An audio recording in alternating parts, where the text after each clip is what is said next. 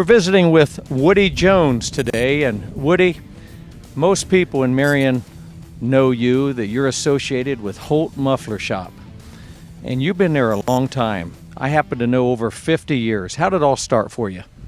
Well, I was working at Sears, and Boyce Holt had a car lot, First and Washington Street, and he wanted to get into the muffler business. He knew nothing about it, so Tom Cherry, a friend of his from Muncie, had a shop, and he kind of toured him and fixed him up with a supplier and everything, and then he hired me January of '65.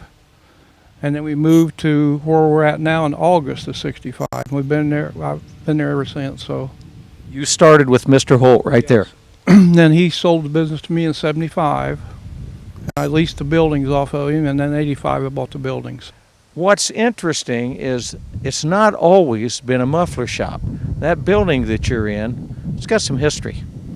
Yeah, the one building was an Oldsmobile dealership, and the building next to it was a Harley-Davidson dealership from a long time ago, both places. So they were, supposedly he was one of the oldest Oldsmobile dealers in the country. So he sold out to the Nottinghams, and Nottingham was there for a while and sold out to Wyatt Olds, which are probably members.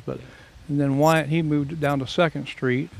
When it was a motorcycle shop, there's still the remnants of an old elevator in there. Well, it's complete. It's not a remnant. It still works. It's for purposes. I didn't want to pay permits anymore to have it because I don't use it. So I took the part that makes it work off of it, and they put a closed permit on it, so I don't fool with it anymore. But it's still there. It would work if you wanted to. But that's what they took the bikes downstairs to work on. So the actual shop was in the basement, and upstairs was the showroom. Right. How did it become Woody? Well, just a nickname, I guess. My name was Woodrow, so, and of course the kids teased me in 1st grade, Woody Woodpecker. So. This car we're standing next to, Woody, you built from the ground up. How did this car come about?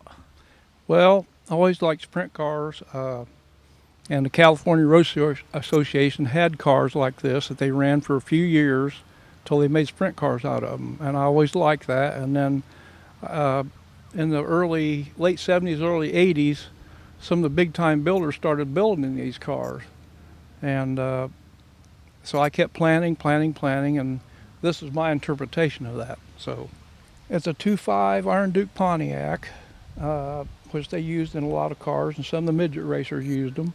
And I made the induction system and the header, of course, and the drivetrain is basically out of that car. I had to change the suspension and stuff on it to make it work. And of course, I bent my own frame rails and built it. And then my hood is aluminum. The nose is a co-op tractor. I had to modify it a little bit. Very interesting. The tail is fiberglass also with aluminum. It's got an aluminum louvered pan underneath. A friend of mine, Hollis Baker, he did all my louvering. And but basically, it's sprint car parts, and you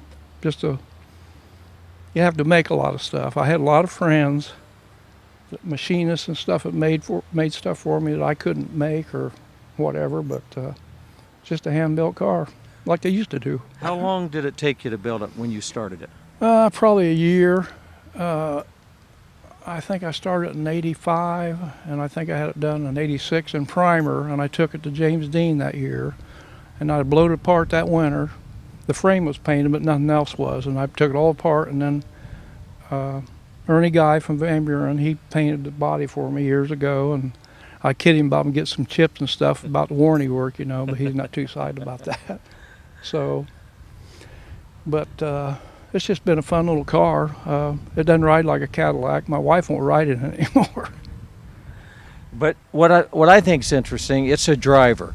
You've got a lot of miles on it. You've been everywhere in this car. Yeah, Louisville's probably the farthest, I guess. But I was thinking today about we used to go to Metamora a couple times a year, and in fact, I had kind of a tradition for a while. Every Halloween, I went to Metamora.